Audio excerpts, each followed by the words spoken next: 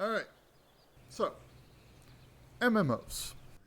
I've always wanted to get into MMOs. The endless stories, like the race to complete massive collection objectives in WoW for some permanent server swag, or stories of people cutting the internet of EVE capital ship pilots, even just huge 30-man raids requiring incredible coordination. It's always seemed to me to be this kind of ethereal, platonic ideal of what multiplayer games have to offer. Despite all that, there are two things that have always stopped me: sub fees and tab target combat. I don't think I need to say all that much more against sub fees than that these days you could buy an Xbox Game Pass for the same price as your average sub fee, and that gets you access to, like, what, 100, 120, 140 games? Some of them you might even want to play. This is all the more reason that you should press the subscribe button down there, because it doesn't cost you a darn thing. The second, and maybe more important reason, is that I just don't find the typical tab targeting and cycling through hotbars to be really very fun at all. I think a good way of highlighting my frustrations here is that no matter what you play, whether you're a calculating gunner with access to all the world's most advanced tech, a master swordsman able to channel your very essence into your strikes, or a mage with all the powers of the elements at your fingertips, you're gonna be doing this.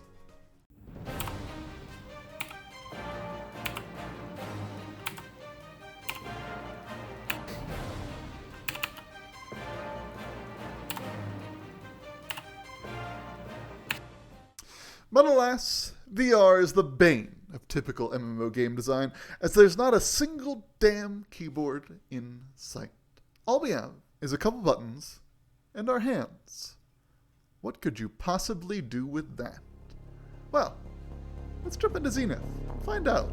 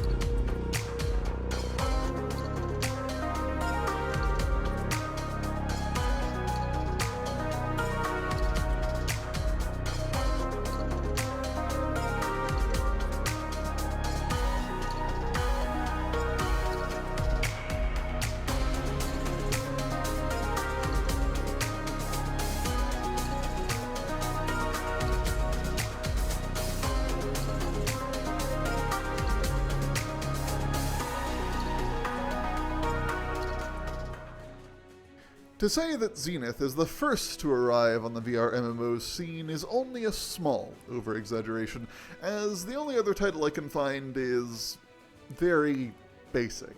We'll be kind and only leave it at that.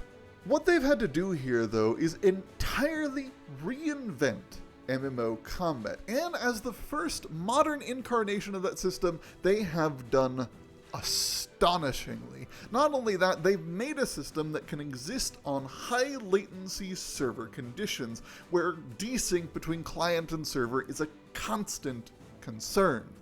What's more is that while there are only two-ish classes right now, they play completely differently, not even really utilizing the same set of base mechanics. Speaking of base mechanics, let's get into it. Let's talk about what those classes are. The first one, Swordy McManus III, has two major problems to resolve before he can get to slicing and dicing the day away. The first is the ever-dreaded waggle. And the second is latency. Far less interesting. Each VR game with melee combat has a different solution to the dreaded waggle. And here you can only deal full damage with a full strike once every 2 seconds, when the helpful ding indicates that you might wag your sword at the enemy again. However, heedlessly wagging your sword will wield ineffectual results, as you have different abilities that trigger depending on whether you slice horizontally or dice vertically, with 3 full-strength consecutive strikes, along with, wait for it, sword arts. No, I'm sorry. I promise. It's the first time and it's the last time. It's the first time and the last time. I promise.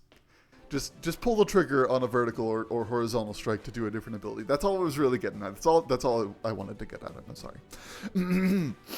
Add in an ultimate where you do that with both swords, and you have, well, fun. Crazy idea, I know, right? The thing is that these all really come together for me with dashing and blocking, which you need to weave in between enemy AoE attacks and block enemy strikes so that you can maintain your offensive momentum. This all creates an excellent rhythm to combat that only becomes more intense and satisfying as enemies get added into the mix. Now, you would think that the Blademaster, requiring every single enemy in the game to have their moves essentially designed around it, with every single enemy needing a set of parryable strikes, that the other class would make good use of that and just be some other swordy kind of person. But Disgusting Noodle Co. just said, nah, we're gonna make it about flying, shooting, and sending lightning from your goddamn fingertips. It is incredibly hard to put into words or describe in any meaningful way just how fun it is to cast spells with gestures. But just remember back to all those times when you were a kid and you stuck out your hand being like, yeah, but what if I am the chosen one and I can actually do the magic? But now, it happens! The magic happens! It comes flying out of your hand! All the while, you're flying around like Iron Man, blasting them into oblivion. It's just, you need to experience this. You need it. And VR is perfect for social games. I can't remember the last time I had so much fun playing with just random people doing anything. No, you live there now. You live there now. You just keep one-upping each other. Do you have any idea how many of you have died screaming Leroy Jenkins? More than 0. I can't do anything, man. It's so much fun. See, that's other people making us say references. You can't blame me for that. It's not my fault. People really do just behave in an entirely different way when they have some sense or presence of themselves in the world. And that, more than anything, makes me really believe that the future of MMOs is in VR. It's just such a better social experience. And it's just so much more fun actually being able to see some real representation of people, to be able to move their hands and interact with them in some meaningful way. It just makes for better social spaces and better games, if I'm going to be entirely honest, than could ever be created in traditional spaces with traditional mechanics. There just isn't a replacement for it. Oh, and there really is a full-fledged cooking system in here. It's unreasonably well realized. Someone on the development team has a thing for cooking. They just do. That's the only conceivable explanation, because there's no way you put in this much work if you didn't care about cooking. Oh, and did I almost forget that this game has maybe the best flying system I've seen in VR?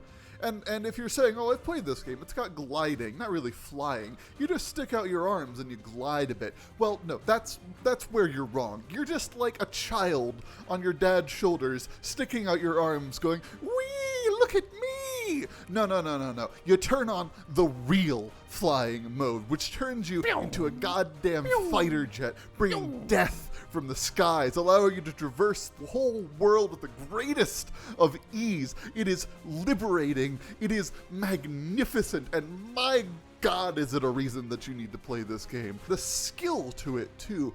There really is a skill to managing the downs and ups, and of course, as I've mentioned before that I really enjoy, there is a skill-based movement glitch where you can gain speed even faster from neutral positions, further pushing up that envelope of speed. And if somehow, some way this ever makes its way to the developers, put that in, make it a feature, because in my eyes it is absolutely a feature and not a bug.